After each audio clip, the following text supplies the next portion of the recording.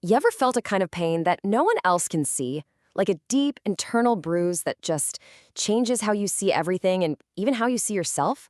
Well, in this explainer, we're going to dive into Reverend Paulette Mpuma Bonama's powerful teachings on a spiritual force she calls one of the most dangerous weapons out there, rejection. So, right off the bat, the main idea here is that rejection isn't just a bad feeling.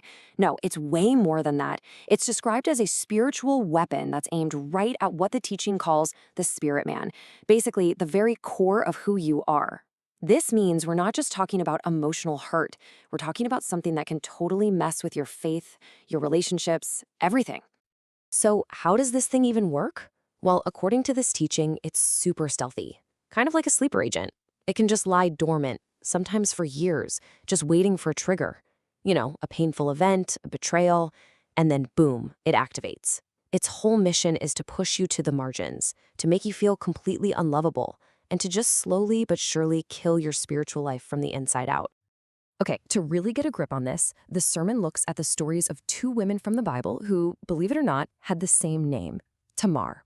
And their stories are just a perfect illustration of the two main ways people tend to react when they get hit with this wound of rejection.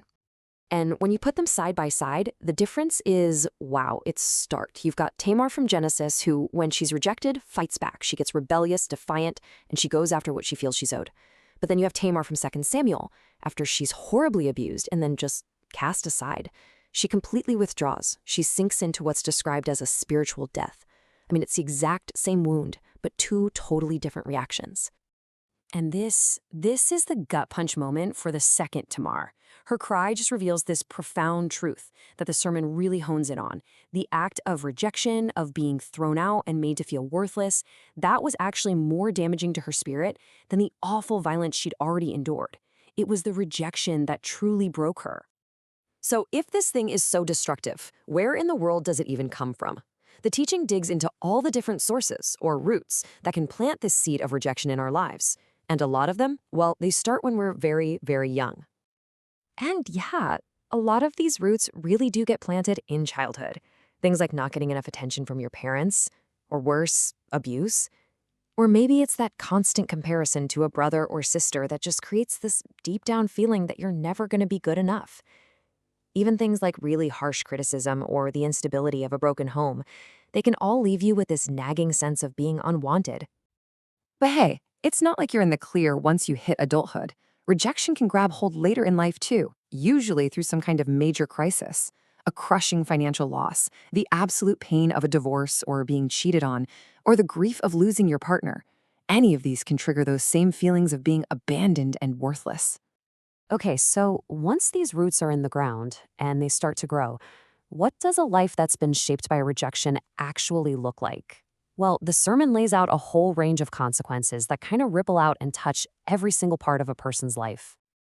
And this is a huge question, right? Because carrying this kind of wound around doesn't just affect how you deal with the outside world, it completely changes the landscape of your inner world too. So let's break down what that impact really looks like. On the outside, someone wrestling with rejection might really struggle with their faith. They might pull away from family, become isolated, react aggressively to things, and just generally not trust people. It can even lead to using words as weapons to hurt others, all while becoming more stubborn and maybe even hungry for some kind of revenge. And on the inside?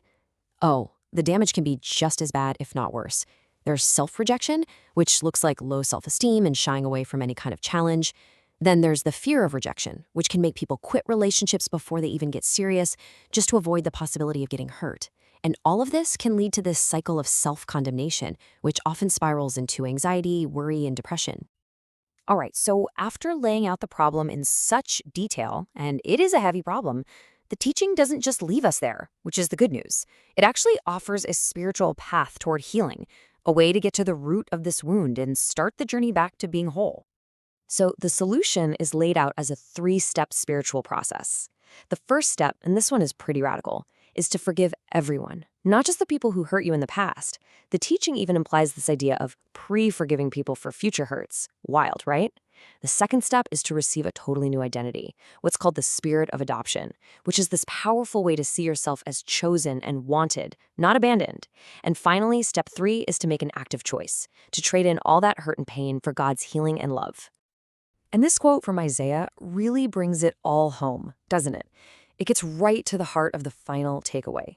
The teaching wraps up with this incredible message of hope that the ultimate antidote to the wound of rejection is accepting an unwavering, compassionate, and everlasting love. And that's a powerful thought to end on, the idea of exchanging rejection for redemption.